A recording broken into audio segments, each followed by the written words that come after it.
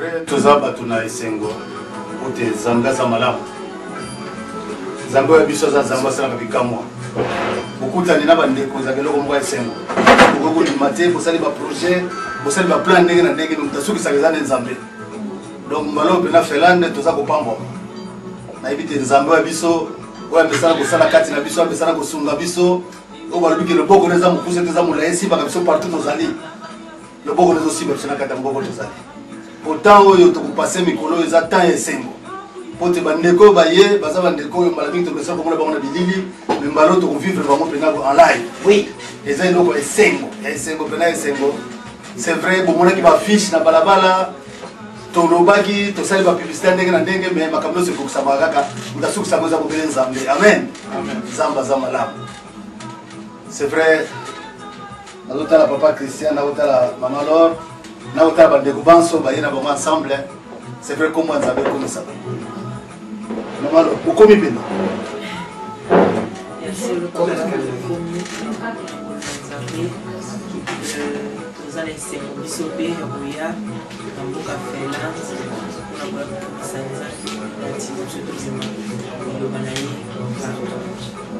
Zamba zamba la. Vous avez fait un lingi bino mingi. Bokomona kaka bokomona. Bokomona kaka pena ke to lingi bino mingi. So awa zamba tu ya boyete. So to linga ka pena ma banzambe feke liboso. So sina tsoka moko to zanga mwangu wana. Papa Christian, vous avez moi les camarades babela pour aussi beaucoup combien? Les camarades qui commis déjà en Finlande. Samedi à 20h. La salle à Stoa, na Ita Keskus. Na Ita Keskus.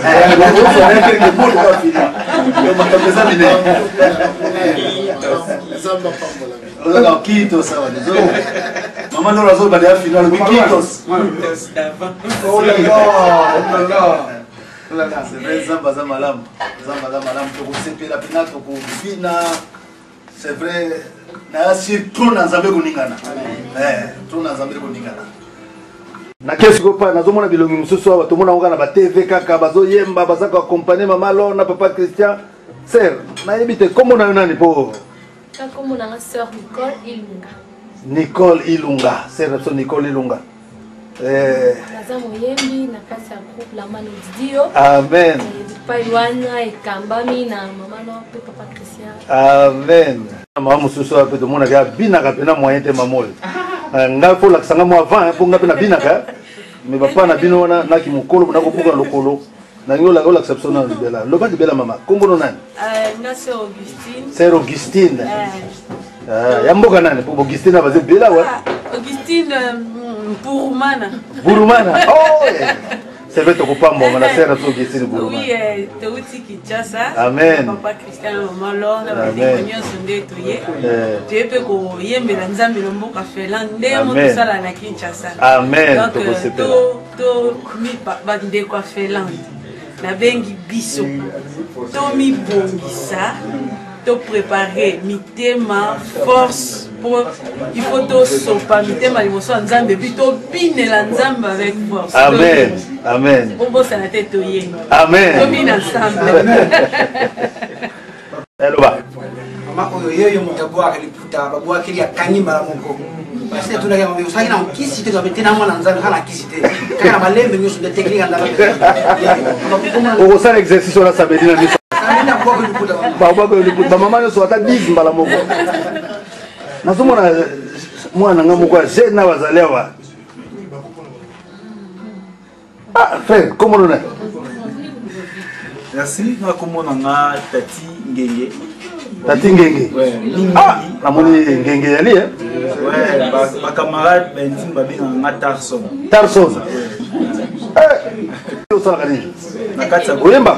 Nakatsa groupe naza bassiste donc beta bass nakatsa. Ah. Papa. Ouais papa. Pour la moni balos en forme hein. Et ça nous combo nga combo nga frère Eric. Frère Eric.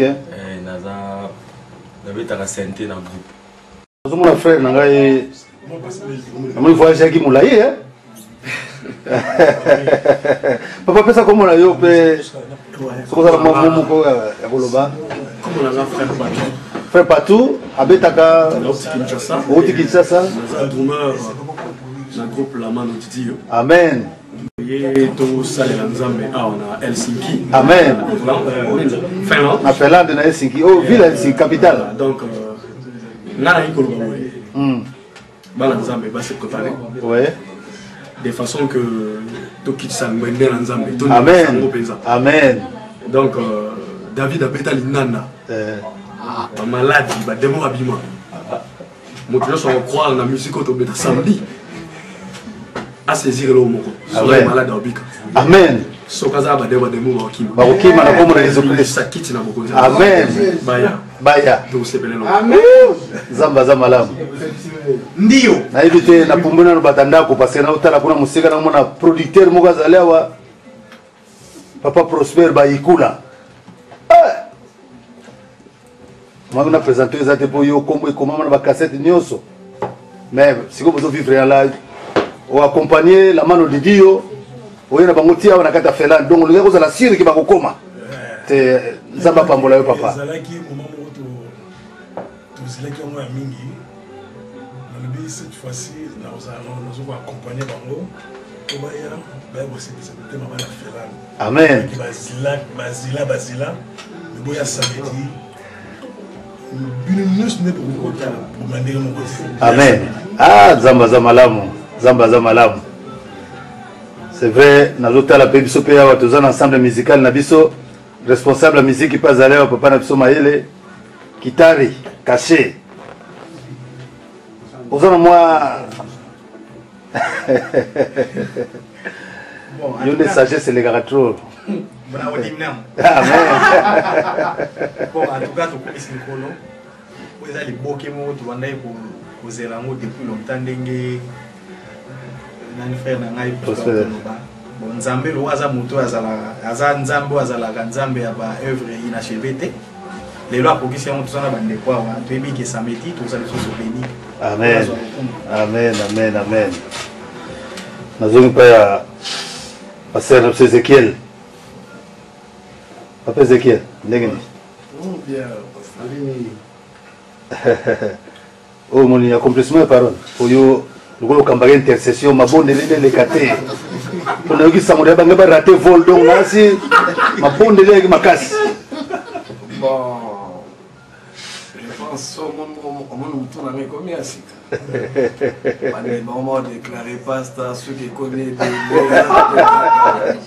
maman na wakata ceux qui les 18. Amen. Donc banda on a banda calme on a pas qui fond moroté qui contredire makambo na qui pas quoi faire. Amen.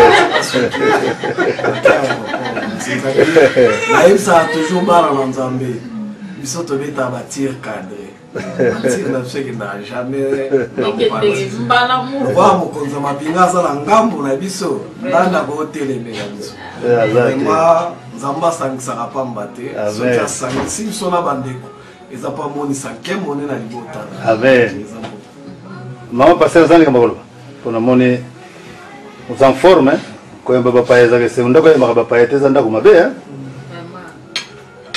Maman Colette ngaza mama Colette atuka na sepele mingi koya komona bandeko suko kota ndako nebi ke vraiment journée samedi kozala elengi nebi ke elengi se bandaki komona bango ngala sepela ki déjà donc ezo continuer ti samedi ti dimanche lisusu na église vraiment batu baya bavivre vraiment live batu mingi bamona kana batu bandi cassette mais baya ko vivre c'est on biso na papa na équipe mobimba kola pambola yo mama kola pambola yo Evangel nazo namoni ovani bebe papa Christian